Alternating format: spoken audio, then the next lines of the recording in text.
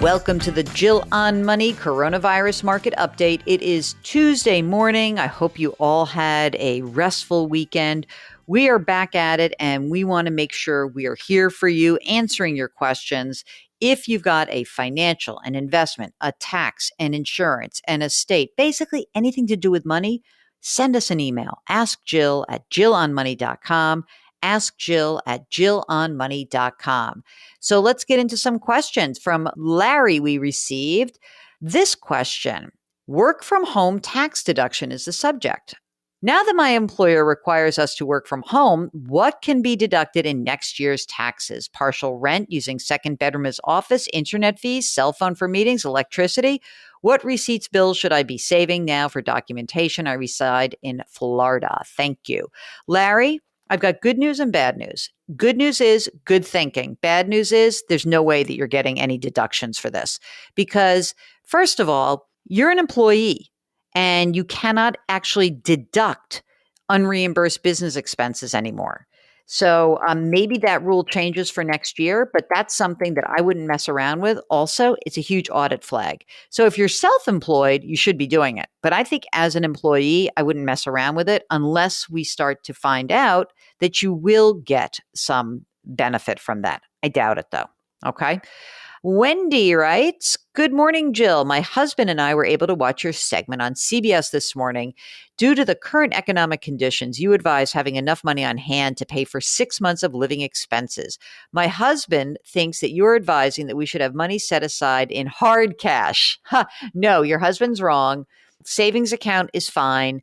Don't worry, Wendy. I meant when I should have said cash or cash equivalents. No actual money needs to change hands on that. Here's another question about cash. Do I consider CDs as cash? Yes, I do.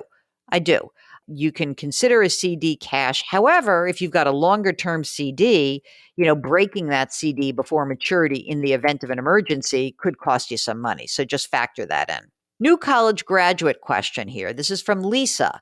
My daughter graduated from college last year. She went to work for a good company in Texas. Between a couple of well-paying internships, a signing bonus, and her salary, she's managed to squirrel away $35,000. How about that?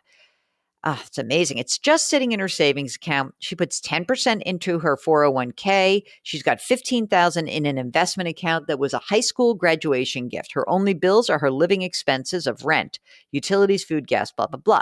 My question on her behalf, to kind of get her started, what's the best financial path for someone in her position? I realize it's unique as a 23-year-old, but she was a saver. She wants to do something better with her money. She doesn't know where to start. So I think what's interesting here is that I'd like to know if she can put even a little bit more money into her 401k. Maybe if she can't, and maybe if the plan isn't that good, maybe she should open up a Roth IRA as an extra savings. She's in a low tax bracket. She'll make more. So what I think I would do is I would open a Roth IRA. I would do it at a cheap place like Vanguard or Fidelity or T. Rowe Price or TD Ameritrade. Index funds only. That would be great. And kudos to her. Well done. Andrea writes, thank you for your easy to follow and awesome podcasts. I'm a physical therapist who graduated 9 years ago, and my federal student loans are out of control. I've been doing the income-driven repayment plan since the beginning. I just figured as long as I paid my monthly payment, I'd be fine and just let things go to the back burner. Due to COVID-19, I have had more time to analyze my loans. I realized this whole time that my payment, I've only been hitting part of the interest. Nothing has gone towards principal. That's the problem with those income-driven payments plans. They're tough.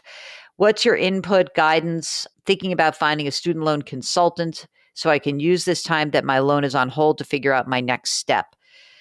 All right. So the question really becomes whether or not you should be on income-driven repayment or whether you've got other alternatives. So here's what I'd like you to do, Andrea. I would like you to either follow up with us or maybe go over to Common Bond, which is student loan refinancing. it's true, you will not have the income-based repayment plan, but maybe you can afford an actual payment. Maybe you should go over and look at the calculations of what it would mean for you to go into just a fixed rate loan. Maybe 9 years later, you can actually do this. I think that might be your best bet. Okay. All right. It's Tuesday and you're done. And listen, you got a short week. That's good. It's the unofficial start of summer. Doesn't that seem funny to think about that now?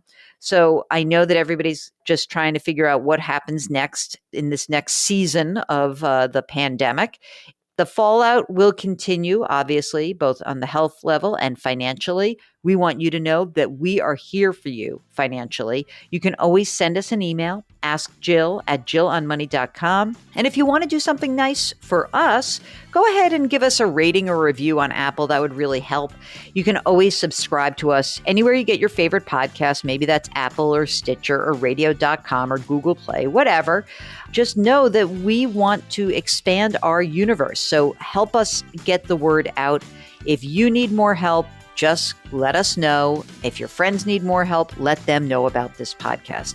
Thank you so much for listening. Wash your hands, wear your masks, stay 6 feet apart, at least, and don't get back to your normal routine too quickly. Now's the time to be ever vigilant. We'll talk to you tomorrow.